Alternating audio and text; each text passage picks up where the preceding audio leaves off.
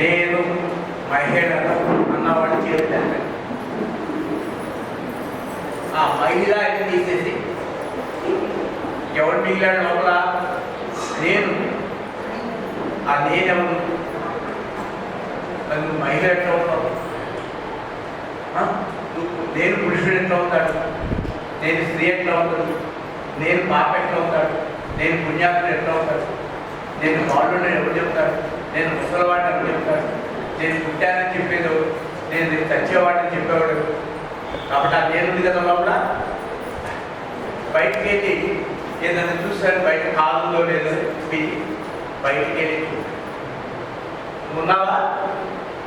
ఇంటికి వెళ్ళినప్పుడు కట్టుకొట్టినప్పుడు ఎవరన్నా ఎవరు అంటే నేను అంటే నేను చూసి చెప్తావా? అది సరే. కాబట్టి సూర్యుడు ఉన్నాడు, చూసి చెప్పాలి, కళ్ళు తెరవాలి. నువ్వు ఉన్నావు అంటే మనసులో కూడా పనిచేసి ఆ నేను పుట్టుకెప్పుడు ఎప్పుడు వస్తుంది? కాబట్టి ఈ ధ్యానము మీరు చేసే ధ్యానము 75% గొప్పపోయింది. ఈ నేననేది సాగు లేదు, రుచువు లేదు.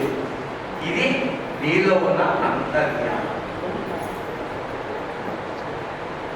తిరుపతి వెంకటేశ్వర స్వామి విగ్రహం నేను 20 సంవత్సరాలు కన్యాన్ని చేశాను. భగవంతుడు నాకు ఈ సంవత్సరం 10 లక్షలు నీకు 1% తర్వాత బయటికి రావడం, అవతారంతో మోసం చేయడం, కలిసేసి కోపతాపాలు, బాధలు, సుఖదుఖాలు, పాలు, మేడలు, నీళ్ళు మళ్ళీ తీసుకొచ్చి ఆయన దాంతో ఆయన పోనీ ఆయన ఏమన్నా విగ్రహం ఇచ్చాక నాకేమన్నా ఆ రాయి కనుక ఇస్తే నేను అక్కడే కూర్చుంటాను. రోజు 100 రూపాయలు ఇస్తే లేదు, నేను కూడా 100 రూపాయలు ఇస్తాను, ఆ రాయి తీసుకుంటుంటే ఉండి వేస్తున్నాను. ఆయన ఆయన సీఎం చేయమన్నా ఇద్దరు వెళ్ళిన రాయిలాగా ఉంటుంది. అందుకని సీఎం గెలిచినా ఓడిపోయినా, గెలిచిన ఆయన స్వామి నన్ను గెలిపించాడన్న, మళ్ళా ఓడిపోయినా స్వామి నన్ను కూడా కొట్టాడు. ఇంతే కదా.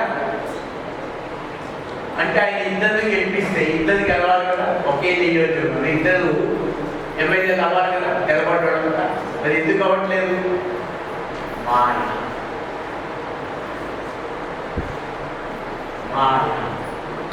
మాయ ఏంటి? ఉన్నది లేనట్టు, లేనిది ఉన్నట్టు కల్పించింది మాయ. జగమే మాయ, బ్రతుకే మాయ, వేదాలలో సారమిందే.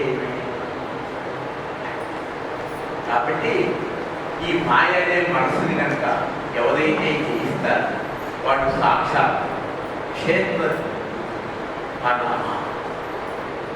అంతర్యామి.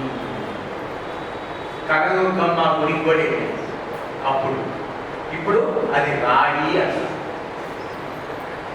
అది ఒక ఎల్కేజీ పనికొస్తుంది, యూకేజీ పనికొస్తుంది. కానీ ఆత్మస్థితిలో వదిలే.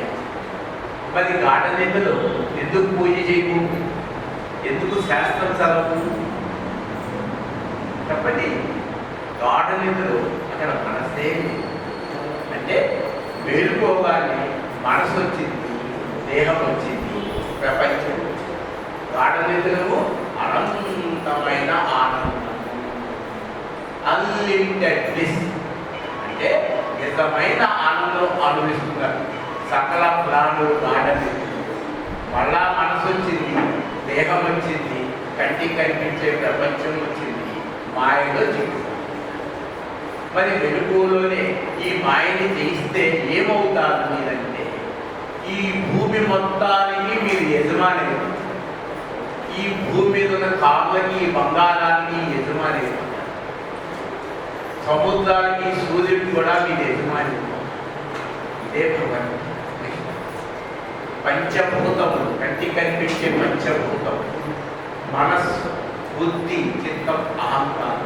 ఇది 8 వేదములకు. ఇది నా అష్ట ప్రకృతి, నాకు అల్ప ప్రకృతి. ఇప్పుడు మీరు కూడా ఎవరు? లోపల ఉన్న క్షేత్ర అంతర్యామి, అవినాశి, మీకు వయసే లేదు, కులము లేదు, లింగభేదమే లేదు. అది ఉన్న వస్తువుని, లేని వస్తువులు తొలగిస్తే ఉన్నది ఉన్నట్లే కనిపిస్తుంది. ఒక కొయ్యలు వద్ద పెట్టాము, దాని మీద బోధించాము, మట్టి పాత్ర లోపలే ఉంది వెలకట్టలేని కొయ్యలు పై. ఆ కొండ తీసేస్తే అది కనిపిస్తుంది, కనిపించదు. కాబట్టి అన్ని ప్రాణుల నుండి కనీసం మానవుడు తెలుసుకుంది, తనలో ఉన్న దేవుని తెలుసుకోమన్నారు భగవాన్. ఇది 1996లో అరుణాచల్ వెళ్ళి 5 రూపాయల పుస్తకం మాత్రమే కొనుక్కుంది అంతే. ఇక అక్కడి నుంచి నా సాధన నాకు ఈ పిరమిడ్లు బయట ప్రపంచం తెలియదు, పనిచేసేది మౌనంగా ఉంది, మళ్ళా పనిచేసేది మౌనంలో సోకాలు ప్రచారం చేశాను. ఇది కాదని చెప్పేసి అంతర్జాతం. ఇప్పుడు నా అనుభవం వచ్చారు, నా ఇల్లు ప్రపంచంలో రామాలయాలు, చర్చిలు, మసీదు, పిరమిడ్లు నాకు ఏమి అవసరం. ఆఖరికి కృష్ణ పరమాత్మ కోటి శరీరాలతో వచ్చినా కూడా యేసు ప్రభువులు కానీ ఎవరైనా సరే. కాబట్టి ఎవరు వచ్చినా పోయినా అది సినిమా పైన బొమ్మలే కానీ సినిమా కాదు. ఉదాహరణకి సముద్రంలో అలలు ఉన్నాయి, బుడగలు ఉన్నాయి, తూర్పులు.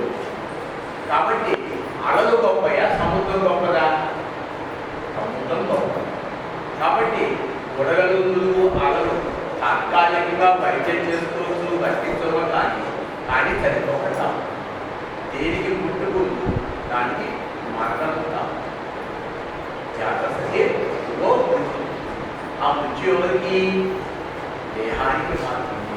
నేనున్నాను, నేను చనిపోను, నా దేహం చనిపో. నా దేహానికి వైద్య పరీక్షలే కానీ నేనుకి కాదు. ఇది పూర్తిగా తెలుసుకోవడం. నీలో నీ భావాన్ని మార్చుకో. నేను పేదవాడిని అంటే నువ్వు పేదాన్ని, నేను ఇడ్లీ అమ్ముకుంటున్నా అంటే ఇడ్లీ అమ్ముకుంటున్నా. నేను పాపిని, నువ్వు పాపిని అంటే నీ మనసు చెప్పింది కదా, విన్నావు కదా, నీ మనసు అట్లాగే చెప్పు. ఇప్పుడు నీ భావాన్ని మార్చి నేను పరమాత్మను అనుకోవటం మార్చుకో. ఇది దేవుడి పాదాలు. ఎంత 100% ఈ పాదాలు దేవుడి పాదాలు. మనసుకి అలా మార్చుకో. మొదట్లో ఒప్పుకోలేదు, చాలా కిలాడి కదా, జగత్ కిలాడి, మాయ, క్రియేషన్. దాన్ని దొంగ తీసుకు ప్రపంచాన్ని జయించిన శాంతి. You win the mind peace. అందుకని గార్డెన్లో మీకు పీస్, దానికోసం నువ్వు ఏం చేయగలరు. ఆ పీస్ని డిస్టర్బ్ చేస్తుంది కాదు. నిద్ర నాకు అది లేదు, ఇది. మరి నువ్వు ఆల్రెడీ పరమాత్మ కదా, నీకేం కావాలి? తెలియని సంబాధి కాదు కదా, నువ్వు ధనవంతుడు. బిలిపేసి కదా ధనవంతుడు, సాక్షాత్ పరమాత్మ అయ్యే ఉన్నావా? అయ్యి ఉన్న దాన్ని మంచి నీ మనసు నేను పేదవాడిని గుర్తు చేసుకో. వాడే జీవుడు. అహంకారం వాడి పక్కన లోపల జ్ఞాన కట్టు ఒక కట్టుతో నరికేసేస్తే పీడ ఉంటుంది. ఎవడు నేను ఫలానా చెప్తుంది కదా, నేను స్త్రీని, నేను పాపిని, నేను పుణ్యాత్మని, ఏదైతే తొలితరం ఉందో దాన్ని జ్ఞానకట్టంతో, అంటే నేను పరమాత్మలో ఒక్క తలంతో దాన్ని నరికేసేస్తే ఇక వాడు చచ్చిపోయాడు అహంకారం. ఇప్పుడు నువ్వు ఆత్మగా మిగిలినావు. అదే భగవాన్ యొక్క పౌపినాలతో చరిత్రలో మిగిలిపోయాడు. తన కోపమే, తన శత్రు, తన శాంతమే, తన కుదర్శ తలలు కోడు లేక తల కోడులో ఉన్నా.